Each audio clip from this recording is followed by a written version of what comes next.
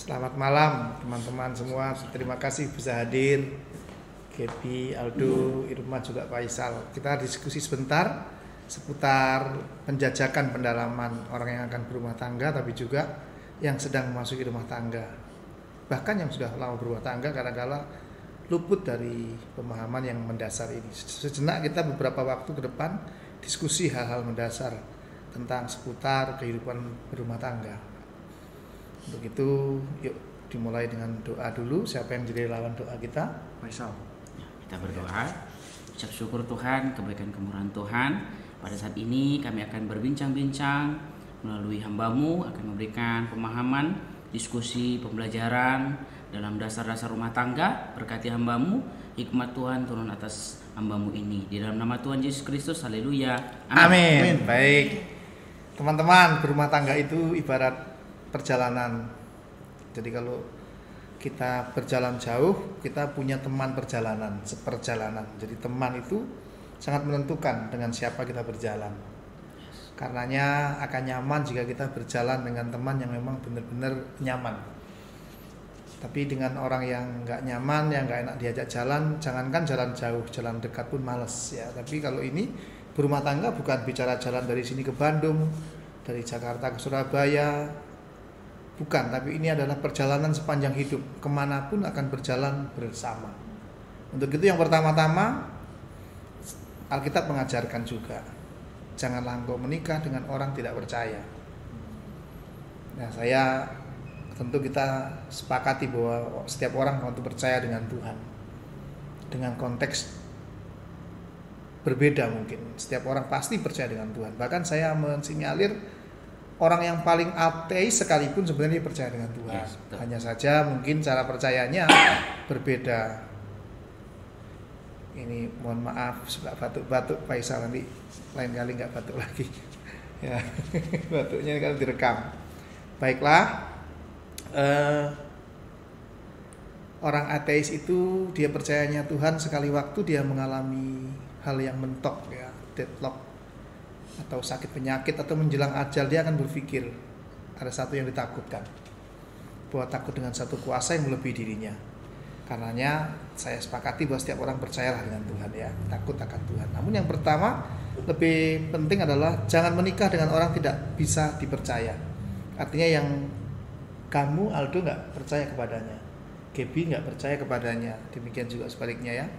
Jangan menikah dengan orang yang kamu nggak percaya kepadanya, karena kita akan jalan dengan orang yang kita nggak bisa percaya, tentu nggak nyaman. Setuju ya?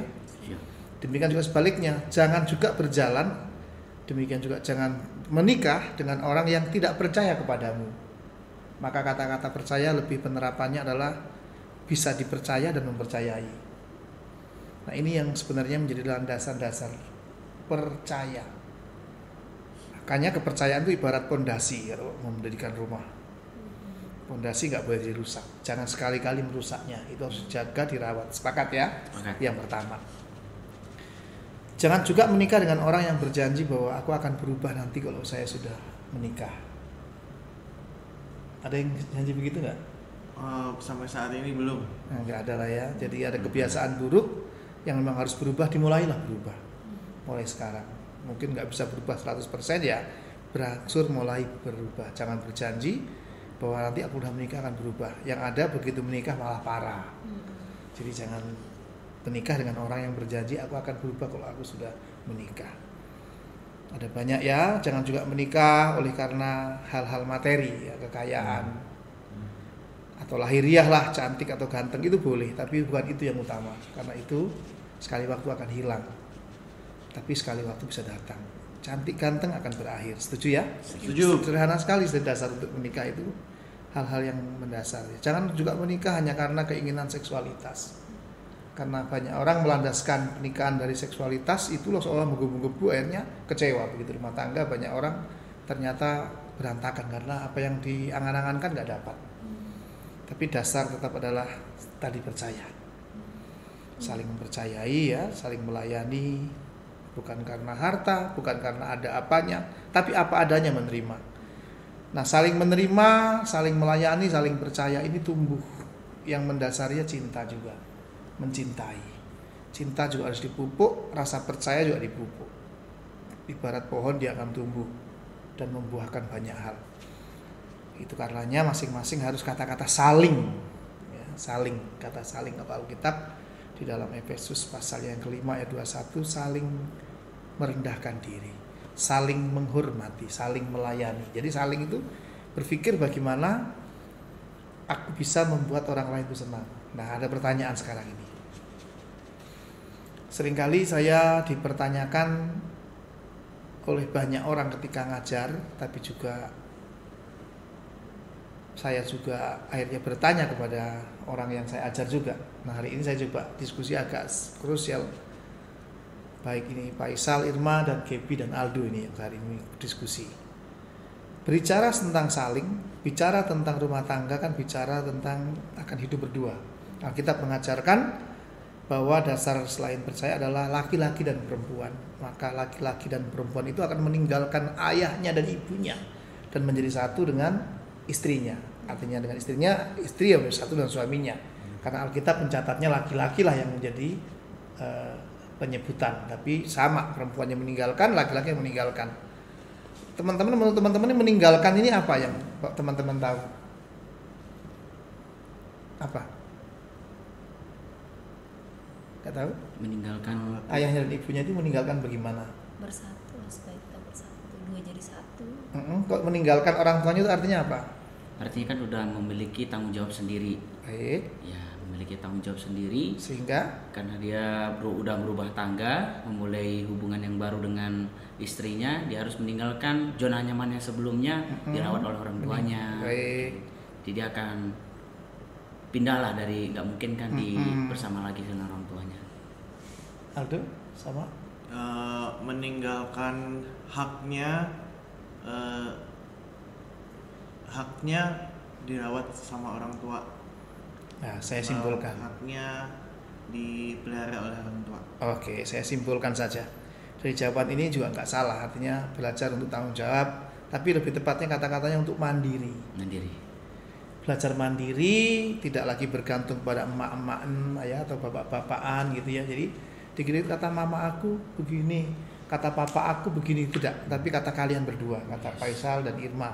Nanti kalau Gebi dan Aldo kata Gebi dan Aldo. Jadi putuskanlah, semua keputusan adalah kalian berdua, bukan lagi keputusan mama dan bapak. Itu artinya meninggalkan mandiri. Artinya orang tua boleh ngasih saran, ngasih pendapat, boleh. Diminta pendapat pun boleh, tapi pengambil keputusan adalah kalian, si pelaku, suami istri ini gitu ya. Nah, karenanya di dalam Amsal pasal 24 ayat 27, boleh kalau dibaca, boleh? Muncul. Siapa? Boleh. Oke. Muncul di YouTube. Baik, nanti di YouTube akan kelihatan juga bahwa coba Pak Isal boleh baca sejenak. Amsal Amsal pasal 24 ayat 27 ini dikunci juga supaya saya bisa mandiri. 24 ayat 27 ya. Ya. Selesaikanlah pekerjaanmu di luar, siapkanlah itu di ladang, baru kemudian dirikanlah rumahmu. Sederhana sekali ya, punya ladang, punya pekerjaan yang diselesaikan, arti yang dikerjakan. Ladang menghasilkan, pekerjaan menghasilkan. Jadi sebelum berumah tangga juga harus punya penghasilan. Betapapun sedikit itu cukup jika untuk keperluan hidup. Untuk makan, minum, pakai ya, buat tempat cukup. Jika untuk kebutuhan, hasil harus ada. Jangan minta sama orang tua, jangan bergantung pada orang tua ya. Boleh dikata kalau boleh ya, kalau kata haram mungkin agak sadis, tapi yang jelas kalau boleh jangan pernah kau dengar tangisku ya. Kalian harus belajar mandiri, jangan minta, dikasih diterima tapi minta tidak boleh.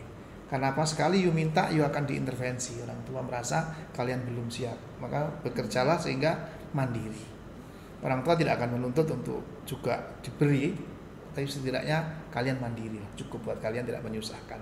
Ini juga laras mandiri. Nah, karenanya akhirnya kalian berdua ini ya, saya mau tanya kepada Faisal atau Irma lah.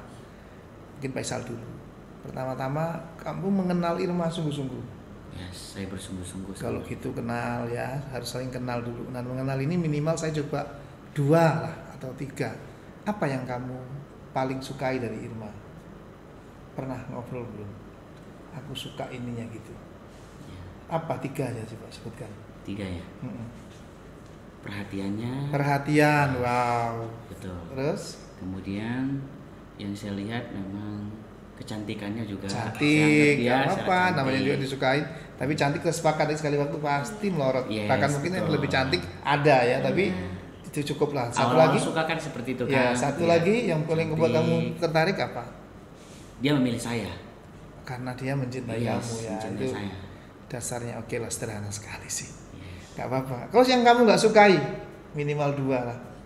Yang kamu nggak sukai dari dia. Yang nggak sukai sih lebih mempertengkarkan pikiran. Misalnya contoh saya berpendapat, dia juga berpendapat. Seringkali kita bentrok gitu seperti itu.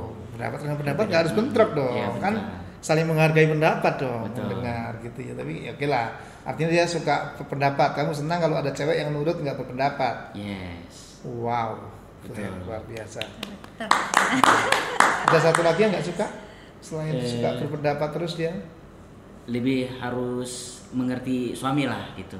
Jadi kadang-kala kan kita dengan keadaan kita mungkin kekurangannya saya, dia belajar lebih lagi untuk Lebih konkretnya lagi, lebih jelasnya lagi kayak yang kamu nggak sukai jadi apa nih? lebih kepada Menuntut? apa ya? Mungkin ya masuklah.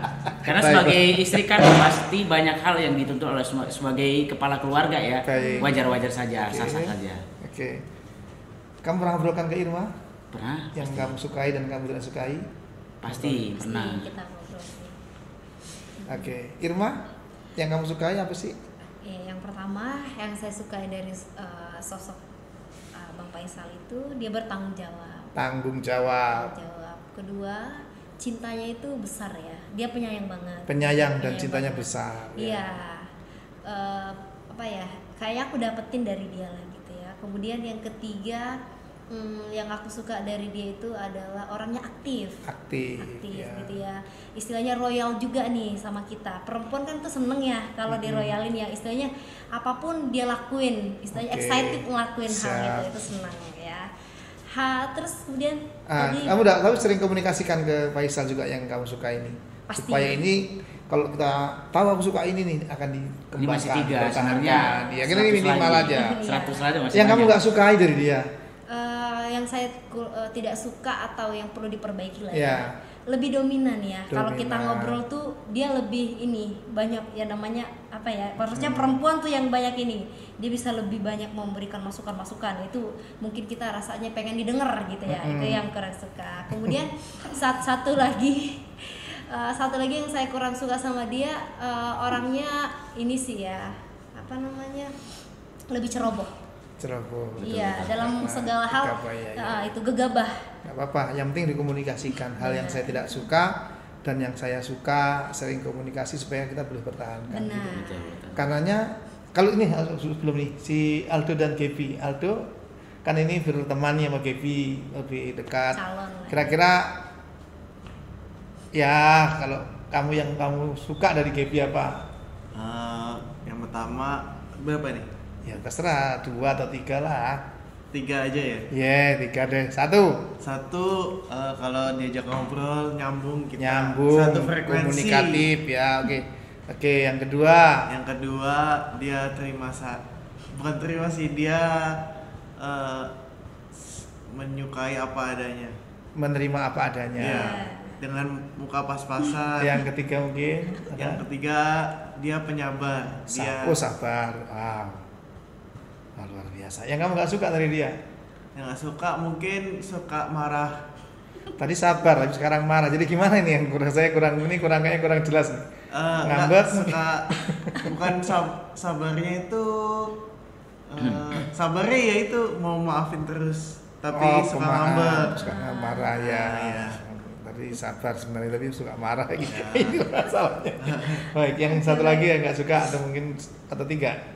2 aja karena kayaknya kurangnya cuma dikit. Wah. Biasa ya. Terus Yang apa yang kedua? Yang kedua mungkin dia susah dibilangin, susah dikasih nasihat. Oh, kurang mendengar. Iya aja tapi nggak dilakukan. Wow. Kamu bisa kasih tahu dia gitu. Iya. Oke. Mandi. Belajar. Oke, baik, Pak. Berarti saling mengenal. Gaby yang kamu nggak suka Yang nggak suka. Enggak suka dulu. Yang suka dulu. Dua apa Yang tiga? nggak suka banyak 5. Yang pertama. Tiga saja. Kan dapat sepeda Tiga. Tiga Yang perintah. pertama lelet, orangnya tuh lelet. Lelet, saya sambil ngopi ya. Lelet kalau misalkan apa-apa tuh suka ketinggalan. Pokoknya kita udah siap, dia paling lama dia siap-siapnya. Terus kurang sensitif. Kurang sensitif ya. Oke. Kurang sensitif. Yang ketiga itu kurang bisa menempatkan diri. Kurang sesuai bisa. waktu. Oke, kurang bisa. Oke, ini sering dikomunikasikan? Suka. Nah, itu belajar. Berarti apa yang nggak suka itu belajar diperbaiki ya. Yang disukai tiga. Disukai dia itu mau memberikan banyak waktunya buat saya. Oke, memberi waktu banyak. Kedua, dia menyayangi orang tua saya. Menyayangi orang tua. Wow. Tiga, dia terbuka tentang keuangan. Terbuka tentang keuangan. Jadi jujur. Iya, karena sedikit. Baik, itu penting ya, tiga hal yang penting. Nah, kenapa saya tanya gitu? Karena setiap orang harus tahu untuk mengenal dengan siapa saya berjalan, saya kenal apa yang saya suka dan aku tidak suka. Menerima apa adanya tadi luar biasa ya. Itu penting dijajaki awal-awal. Karena ini adalah mau jalan bareng kan gitu ya. Hidup bareng. Makanya berani menyatakan yang tidak suka dan berani jujur apa yang suka. Artinya itu percaya. Percaya apa adanya, menerima apa adanya, kekurangan kelebihannya, nggak takut ditolak. Ini satu penerimaan yang luar biasa.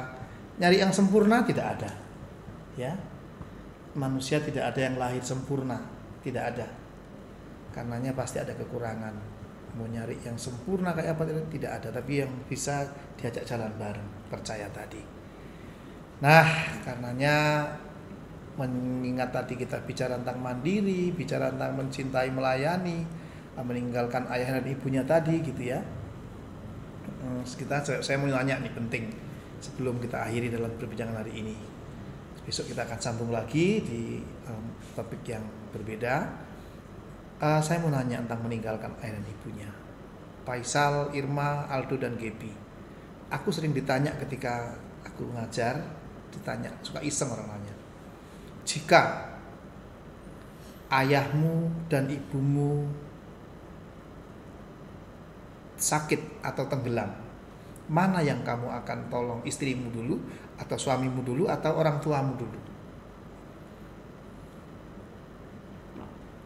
Silahkan jawab, Bang Faisal. Kalau pertanyaan ini sebenarnya kan pertanyaan yang sangat berat ya. Tapi kalau Enggak disuruh berat sih, orang memilih, cuma tanya doang kok. benar. Berat. Kalau Jawab aja.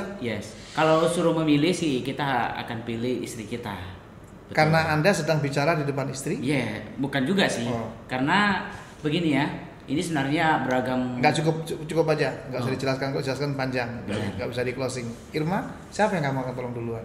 Kalau saya secara pribadi karena saya hidup dengan suami, saya akan memilih suami. Karena tadi meninggalkan ayah dan ibu bukan berarti Baik. ya kita tinggalin ya gitu Oke. ya. Tapi dalam posisi saat itu saya akan memilih suami. Wow, kayaknya udah Gitu. benar-benar dunia milik kita berdua deh ya. Yes. Wow, coba Aldo, siapa yang kamu akan tolong duluan?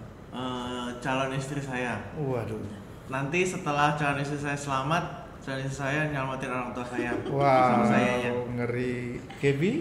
Karena saya sering dapat bocoran, katanya sih ini bukan harus dipertanyakan ya katanya.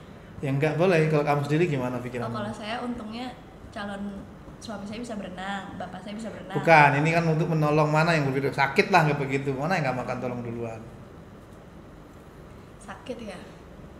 Sakit atau tolong dalam situasi yang mendesak, krusial. Cari yang paling mendesak lagi, Oke. dibikin manajemen lagi yang paling butuh banget bantuan gitu.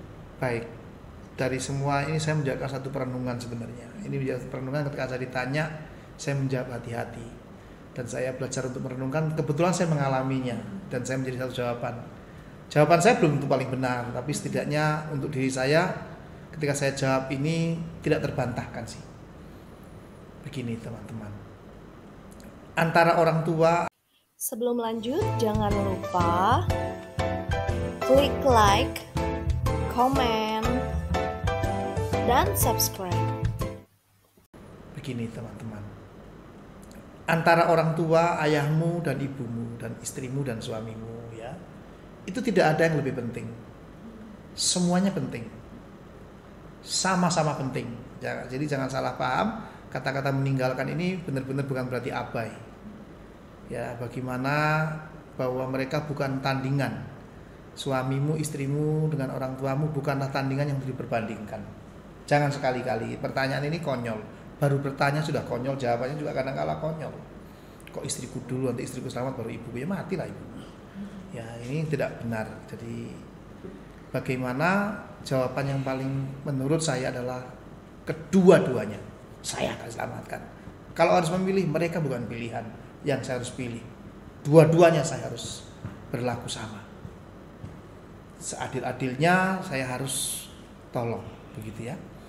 Karenanya ini penting. Jangan sampai juga baik suamimu, baik istrimu, kalian ini jangan sekali-kali memperbandingkan dirimu dengan orang tuanya. Misalnya, kamu pilih aku pilih orang tuamu. Jangan sekali-kali. Ataupun sebaliknya, orang tuamu kalau misalnya nanya atau orang tua kita bertanya, kamu pilih aku orang tuamu atau pilih istrimu? Aku orang tuamu atau pilih suamimu? Nah, perkataan ini kalau saya sudah pernah mengalami. Jika yang memperbandingkan ini adalah orang tuaku, yang memperbandingkan ya, sekali waktu saya pernah orang tua saya nanya, kamu pilih istrimu atau pilih aku? Karena mamaku yang nanya begitu, maka saya bilang kalau emak yang mengatakan begitu, maka emak sudah merendahkan martabatnya emak dibanding istri saya, karena emak membandingkan dengan istriku. Emak bukanlah harus diperbandingkan. Siapa yang memperbandingkan maka dia kalah. Saya anggap you lebih rendah. Maka saya pilih istri saya karena menurut firman Tuhan. Kalau istrimu yang membandingkan, kamu pilih aku pilih mamamu, aku pilih mamaku. Karena istriku mulai membandingkan. Karenanya jangan sekali-kali diperbandingkan. Tidak untuk dipersandingkan, bukan untuk ditimbang. Harus semuanya berlaku adil seadil. Tolong semua berlaku semua. Nah, untuk closingnya, sebagai suami belajar untuk menyayangi orang tua istrinya. Sebagaimana you melayani dan menyayangi, menghormati keluarganya, orang tuanya, sebenarnya caramu juga menyayangi, menghormati istrimu. Demikian juga istri, kalau kamu mau menyayangi, menghormati orang tua suamimu, sebenarnya kamu dengan cara menghormati, menyayangi suamimu juga. Sebenarnya harus timbal balik dari kata-kata saling tadi, mendahului. Bagaimana pikirkan membuat pasanganmu berharga, dihargai. Bagaimana pasanganmu dicintai, merasa dicintai, merasa disayangi. Jadi bukan cuma sampean ngomong hebat apa kamu istriku dulu, tidak. Bukan itu. Jawaban yang tepat adalah mereka bukan untuk diperbandingkan. Orang tuaku, karena Alkitab mencatat, hormatilah orang tuamu di dalam Tuhan. Makanya hormatilah ayahmu dan ibumu, supaya panjang umurmu, lanjut umurmu di bumi dan diberkati. Baik keadaanmu di bumi. Jadi Alkitab tidak pernah mengajarkan kita meninggalkan lalu abai dan menganggap lebih penting pasangan, bukan. Mereka bukan tandingan, bukan perbandingkan. Apalagi sekarang ada handphone. Dua-dua sakit, dua-dua langsung panggil ambulan apa gitu ya. Artinya teman-teman jangan pernah berpikir mana lebih penting, semuanya penting. Baiklah, waktu yang singkat ini kita hanya baru berbincang sampai hal ini. Besok berlanjut berseri, mungkin kita ketemu yang akan datang. Mungkin ada pasangan yang berikut, ada tambah lagi, kita akan berjenjang yang lain. Hari ini kita belum sempat ada pertanyaan-pertanyaan lain, masih materi obrolan mendasar. Kita berdoa.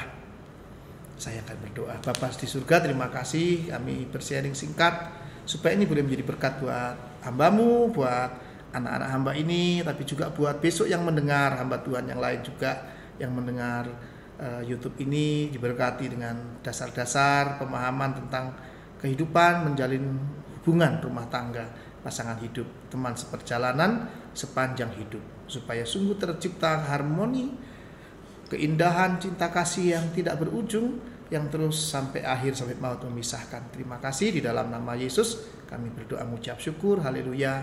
Amin. God bless you.